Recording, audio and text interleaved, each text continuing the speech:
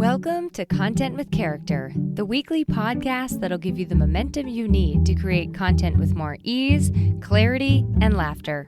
I'm your host, content copywriter Emily Aborn, and I'm all about unconventional marketing approaches. I believe in your big ideas, and I'm excited to help you share them in a way that's distinctly you. You may have noticed that every week here on the podcast, I ask you for listener reviews, not because I think I'm some wildly amazing podcaster, but the best podcast ever, and not so I can grow my ego. I ask because I want to help as many people with my content as possible.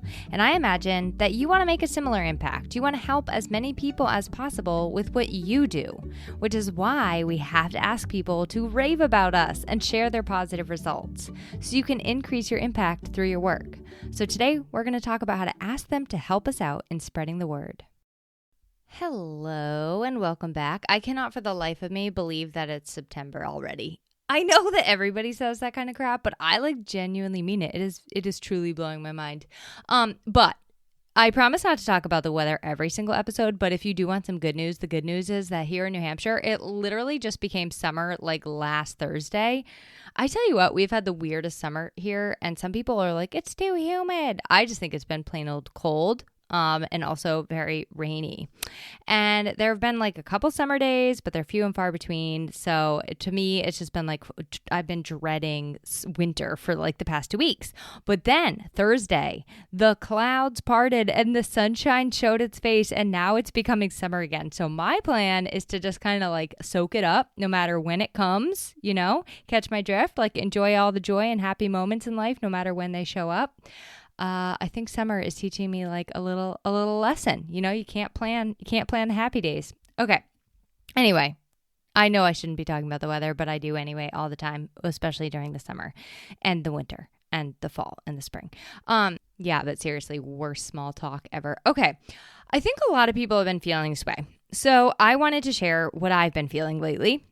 And that is a little bit overwhelmed and a little bit, let's say, swirly lately.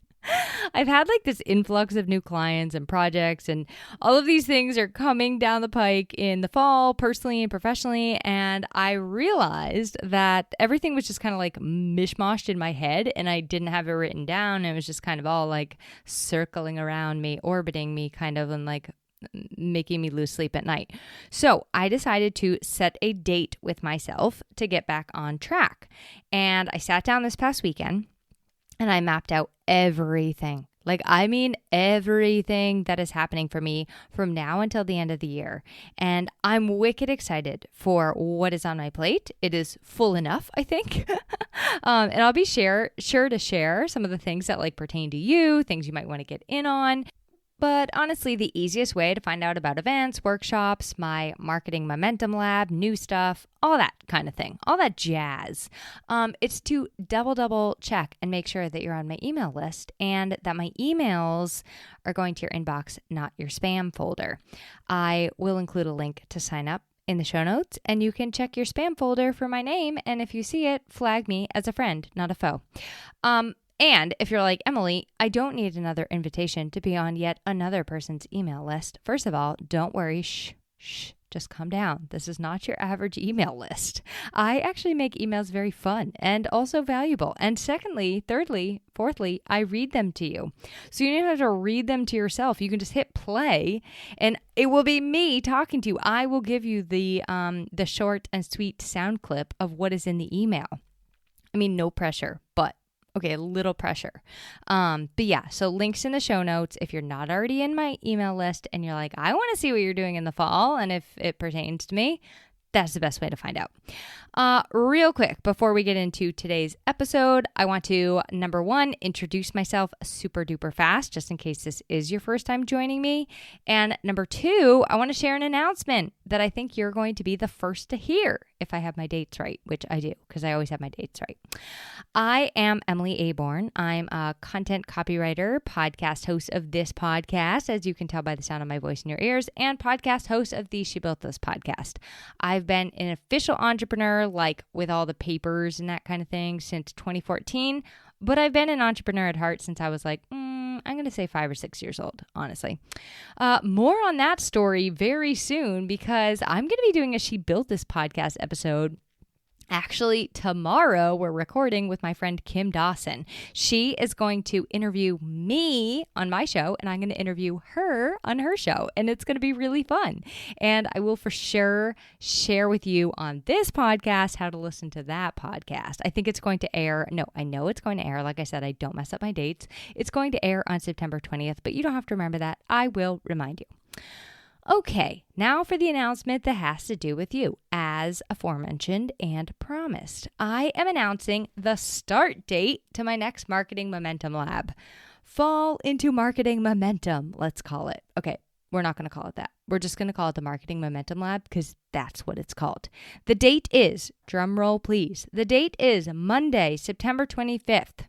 We will be meeting for 6 weeks as a small group. And what the Marketing Momentum Lab is, if you've never heard me talk about it, it is an opportunity to gather close with a cozy knit group of people and dive in on your visibility and your marketing in your business. And basically, I give you tons of resources, tools, out-of-the-box ideas, and strategy that works for you. I really tailor it to who is going through it each and every time, and I give you a lot more than you bargained for, in my opinion, and from what people have shared about the program.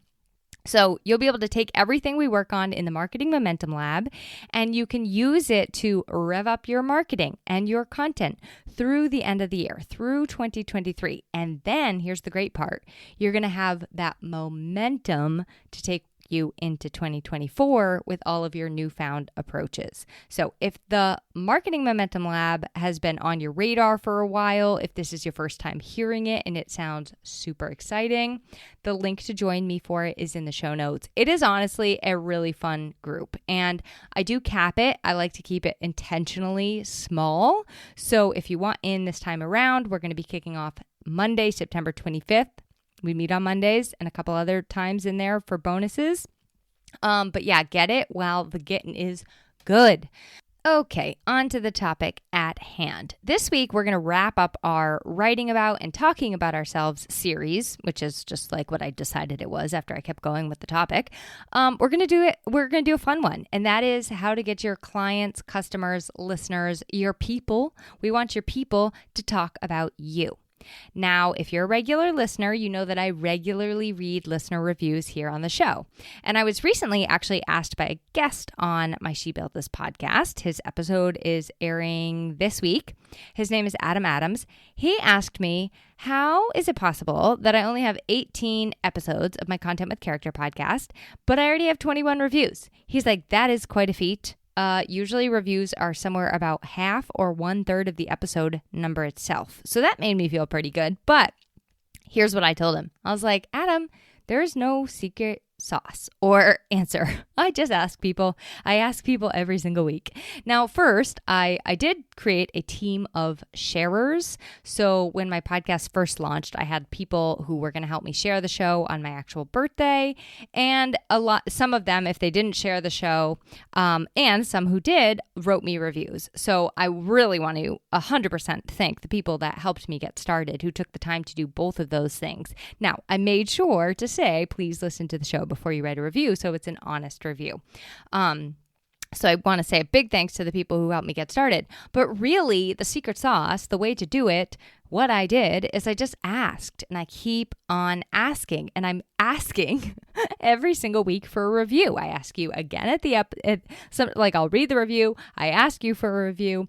I ask at the intro, and I also ask you to share the episode with someone you know could use it or share it online. Now, I don't ask this because I think I'm like some wildly amazing podcaster with the best podcast on content out there. And I'm also not doing it so that I can grow my ego or boost my self-confidence, because trust me, nothing works. I've already tried it all.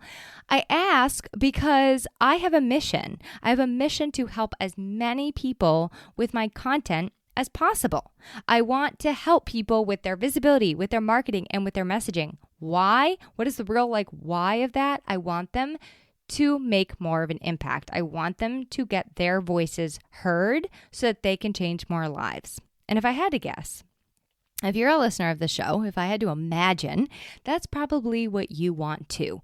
You want to help as many people as possible in the way that you help them, in the way that you work with them, which this is why, my friend, we need to ask people. We need to ask them to rave about us, to help us spread the word about you, and to share what you are doing with other people in their lives. Not so your ego can grow, not so your confidence can become larger than life, but so that you can increase your impact. Now, I could have a whole entire episode on that alone, but that's not where we're going today. Another reason you need to ask people to talk about you and your work and provide you with feedback and give you reviews and testimonials is because you need to know where your clients started before working with you. So like, what were the pain points and struggles before they started working with you? What was the tipping point? When did they decide enough is enough? I need to hire Emily. I need to hire Christy. I need to hire Christina. How did you help them? Did you help them? That's another thing you actually do need to know. Did you even help them? And then how has it affected or changed their lives? You need to know what you're doing well so that you can keep on doing it.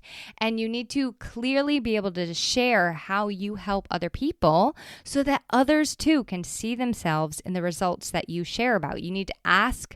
You don't need to do anything. But asking helps you understand your ideal clients more, look for patterns, trends. See what I did there? For yourself to learn about like who you like to work with, on what, and how. Okay, so once you're like, okay, I understand why I need to get reviews and why I need to get testimonials and why I need to get people to talk about me.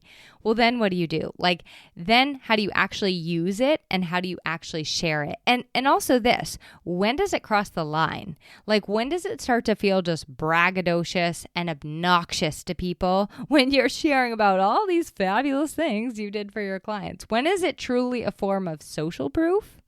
And when is it just your own personal praise chorus? Because I think if you do it right, you're really just presenting the facts. You're like, here's what I do for other people. It doesn't need to come across as being braggy and annoying.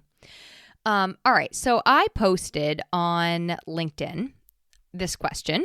I said, how do you know when you're talking about yourself and then when it crosses the line to bragging about yourself? Now, the reason I asked that question was because a friend of mine recently, she asked me what I like about myself. 3 things you like about yourself. That's what Karen asked me. So first off, I was like, well, I do definitely like things about myself. I also have things I don't like about myself, but that's another podcast for another day. But really, like in the past 5 years, I've really started to step into like, it's okay here. Like I kind of like this about me. My skin is A-okay after all.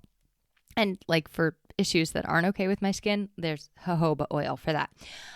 So I jotted down my 3 things and I got ready to share them with her. But then I almost hesitated because I was like, wait a minute, this feels a little bit like bragging. I do not, Emily Aborn, I do not like overconfidence. I do not like braggadociousness. It is a huge turnoff to me. So I did not want to be that. And I got to thinking about it because I was like, well, how do you know when you're just sharing the facts, when you're just talking about yourself and when it crosses the line into bragging?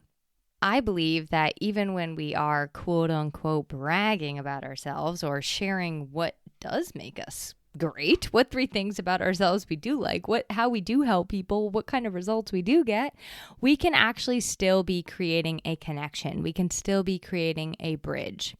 Now, maybe you see people online, you see them constantly bragging about themselves. Like it totally is the me, I'm so great, no context, no connection show. That for me, when I see that, it is like an Emily repellent, and maybe it is a you repellent too. So I asked that question on LinkedIn because I wanted to know what makes it different when I'm just talking about myself versus bragging about myself. How do I know if I'm just sharing 3 things I like about myself versus bragging about myself? So here's what I kind of came up with from LinkedIn and also a Facebook post that I did. Number one is the energy and intention that we put around it. So one of my LinkedIn connections, Ariana Refsdale, she's an OBM. She says the energy you have behind everything you say, it does come across. She just did a podcast episode, she says, where she talked about this. And sometimes the people see what you're selling and what you're marketing, and they're like, I don't know why that doesn't feel good, but it just doesn't feel good. So maybe it sounds fine on the surface, but the underlying intention of the thing is what comes through and turns people off. Now, that might be hard for some of us to wrap our minds around, but I do think she has a point there. I do think that the energy and the intention with how we share something, how we even share our celebrations and our successes, like that definitely does come through and can be the distinction between bragging about yourself and just being like, I'm just here reporting the facts, okay? And what I'm celebrating and what I'm excited about and what I just succeeded at. The second one is who you're sharing it with and why. And I do definitely feel this. Even when I shared those three things that I liked about myself, I noticed that I kind of put them in context to who I was speaking to. So I might actually share three things that I like about myself that are a little bit different with my husband or maybe a different friend, But I think the other reason to ask yourself, like, why am I sharing this is like, do I need the affirmation? Do I need the validation? Do I want a treat or a reward or a gold star? Do I want people to admire me by what I'm saying? Or am I just genuinely asking for cheerleading? Like, am I just genuinely asking for people to celebrate with me? My dreams are coming to life. I just accomplished something. It's very exciting. Here it is. Again, I think that context is really helpful when we do this. I've had people just like send me stuff that they've done and accomplished. And I'm like, okay, like, yay, here's your gold star. But honestly, it doesn't feel good to me. And if they had just sent me something with their accomplishment and said like, celebrate with me, I just did XYZ, or I just scored this speaking engagement, I would feel more excited to celebrate with them. I would feel like they were coming to me for like, woohoo, hype and high five, rather than just like, here's my accomplishment. Like, all right, are you looking for affirmation or validation? I don't know. So I think the same goes when we talk about ourselves. Like, what is my why behind this? What is my intention behind this? And sharing it to in context if needed. It also makes it a little bit more of like a community celebration, right? So that's number 3, is creating like a connection or like sort of like a conversation around it. Someone posted that as one of the comments in response to my question. I just loved it. They said like one really awesome way to brag and celebrate is bringing others in too. Like, what are you celebrating right now? Or here's another great one is like, you helped me do this by being one of my listeners, by being one of my readers. My amazing clients helped me to achieve this. You helped me get here by voting for me. So thank you for your support along the way. Like that kind of thing. And it just really does bring in that sort of like community sense of winning as you're sharing your accomplishments. Because then it's like, I'm winning, you're winning, we're all winning. It really makes it exciting, I think. And at the end of it, you probably really do have the person that you are sharing it with to thank for inspiring you in some way, or helping you get there, or trusting in you, or being there through the thick and the thin while you worked to get that thing. So bring them in, show them some gratitude, and give them a shout out while you're bragging about yourself. Okay. The last one, my husband added this one in. He was not on LinkedIn. He just added it during a dinner conversation. And I think it is so, so true. He said that one of the differences for him when people are bragging about themselves versus just talking about themselves or sharing an accomplishment is the frequency with which you share. And I think he made a really good point here. If you are always talking about yourself, or you are always talking about how great clients think you are, it truly does sound a little bit like you're bragging about yourself. And it does get a little tired and a little old, and people may lose interest. It may actually have the opposite effect of what you're hoping when you come across simply just being like braggadocious, overconfident, or arrogant. So all that to say, You're like, oh, wait, that was the intro? No, that was part of today's episode. But that's really where this topic came from for me, is like, how do I get others to talk about you? How do we get others to talk about us too? Like, how do we make it that group effort and bring others in and get them to talk about us? So I'm going to break this into the shortest, most sweetest points on how to ask them, where you can ask them for reviews, like some of the places you might actually ask, and some questions you can ask to get some really helpful wording. Then where to share them, how to get more people on board, and then like just a little bit of encouragement at the end. Now, I wanted to keep this episode as short and sweet as possible.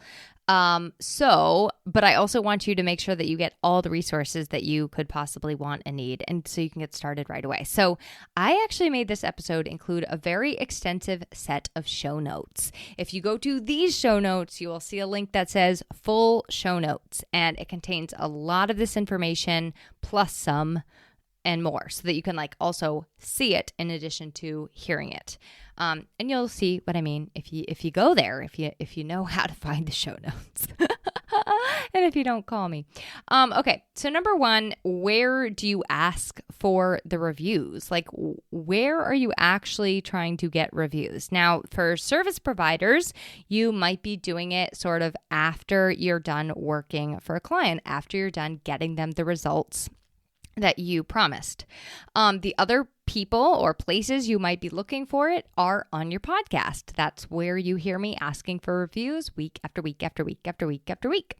The other spot, which can be super, super helpful, is getting speaker feedback when you give a presentation or a workshop. I know that I did one back in April, and I got some really, really helpful feedback. And I tell you what, it was very constructive feedback. It was a lot of positive feedback, and it was also some very constructive feedback that will 100% help me to make that workshop better next time I do it. The other place you may ask, especially if you're new to it, is if you are a guest on somebody else's podcast, you may reach out to the host and say like, hey, I just want to make sure that you got some really valuable content in that episode. And if you have any feedback on what I could do better, I would love to hear it. Or if you have any feedback from your listeners on what they loved about this episode, I would love to hear it. That's another idea.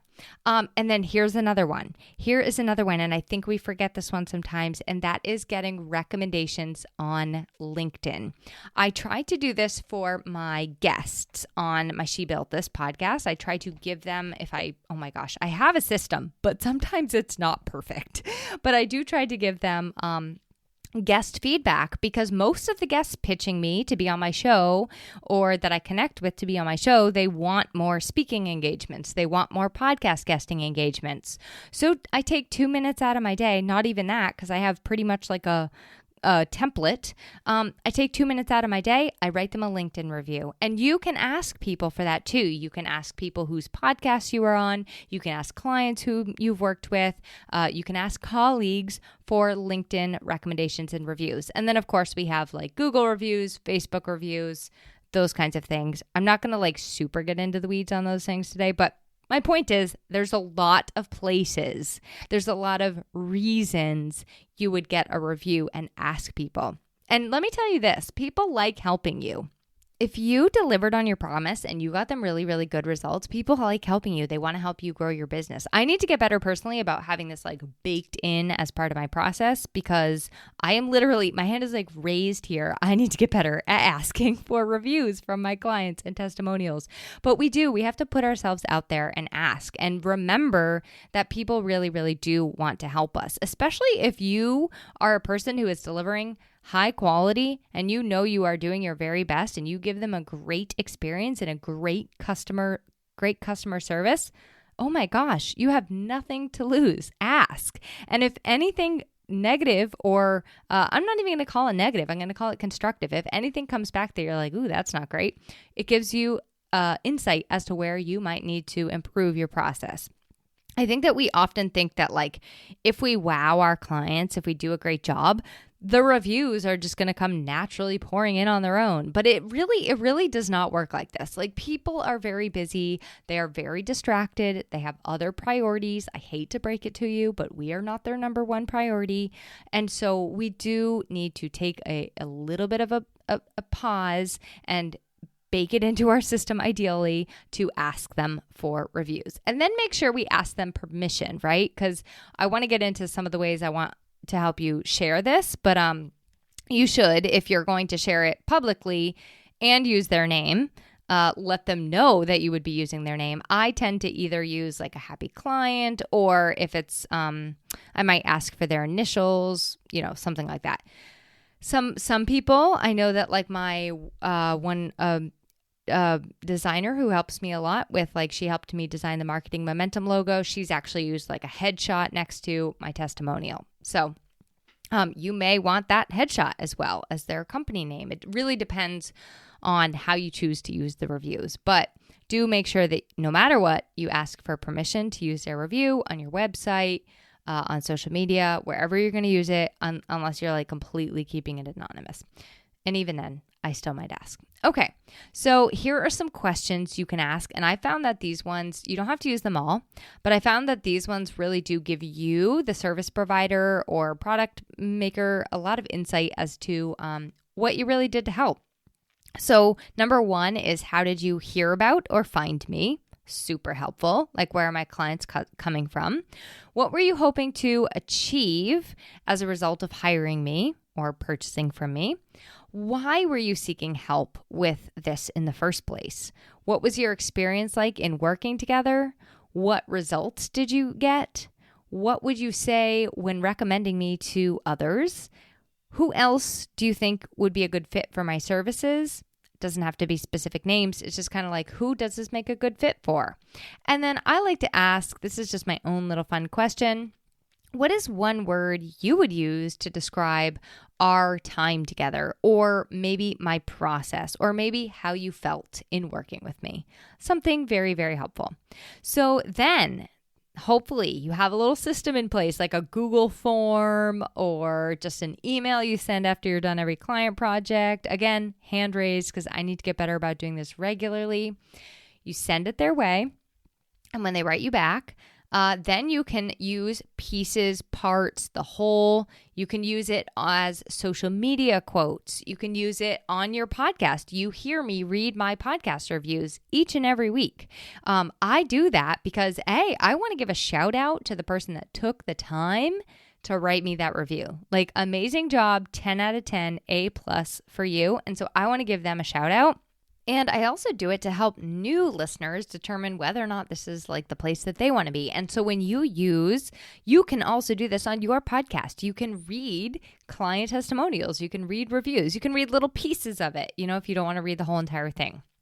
I wouldn't just make it a little fun, or whatever. Make it your personality, and make it relevant to the content that you're sharing. But it is a really good place to share. And then the other thing you can do is turn a single review. Honestly, you can turn a single review into a blog or a case study or a story. The other place I like to do it is like in those little nice quote boxes on your website to give a little bit of social proof, if you know what I mean. And then another great spot for it is in your emails. And that could even be like a whole client story.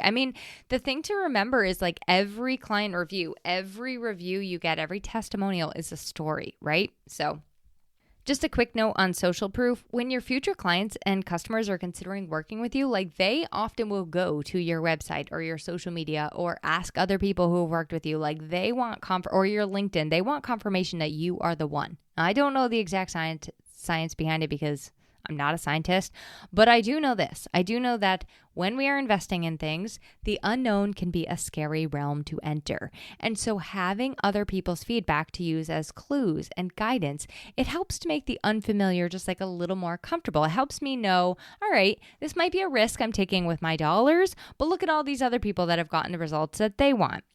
And in general, people are more likely to invest in products that come recommended by other people. That reviews, case studies, testimonials, ratings, they all inspire confidence and trust. They all show a clear picture of what kind of transformation other people just like them are getting when they work with you. So lastly, they also can show your clients and customers like a little more about you and who you typically work with and how you work. And they may be able to decide for themselves right then and there whether or not it's going to be the right fit for them. So that's basically it for now. There is a lot more to this, but I think I want to encourage you in this because like I said, there's a lot more on this in the show notes if you want to like read it for yourself. But it's a lot easier than you think to ask. And people really, truly do want to help us.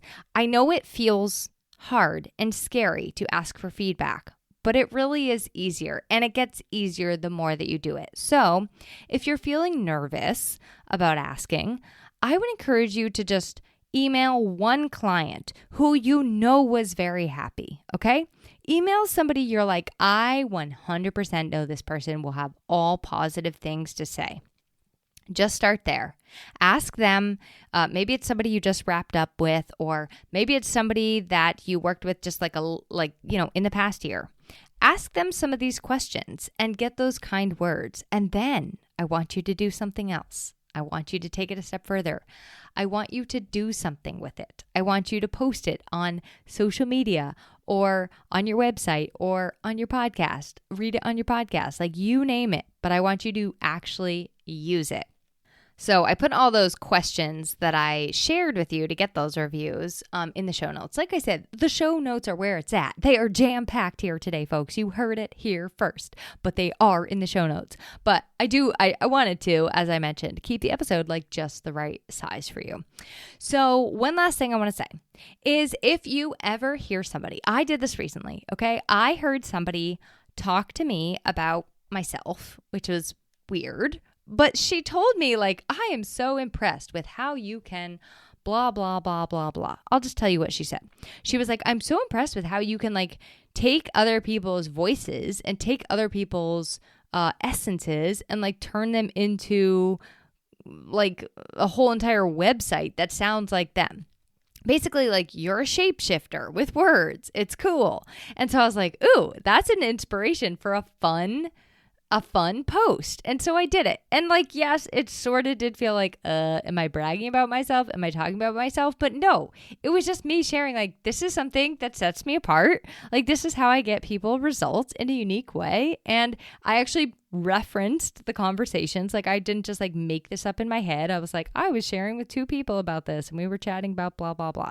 So anyway, you could try that too. If somebody gives you a compliment, says something amazing about the way that you work verbally, go ahead and brag that way too. And I'm using the word brag in jest now, but go ahead and talk about yourself in that way too. Like, hey, this person just told me this and they're right. Like, this really does set me apart. I think it's exciting and fun. And if you maybe add in a little question to your audience members, or maybe it's like a chance to book with you before, you get booked up for the fall, like that kind of thing. I think it's great. And you can create that kind of community experience that you're looking for. And it doesn't come across as braggadocious. It just comes across as like the things you like about how you work and what you do. And it helps you to increase that impact you're making in the world.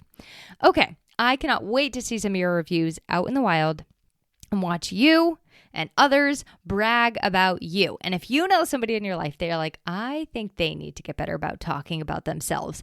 They need to get better about sharing how the magic they provide for their clients. Share this episode with them. I would love that. See, I just did it again. I just asked you to help me again.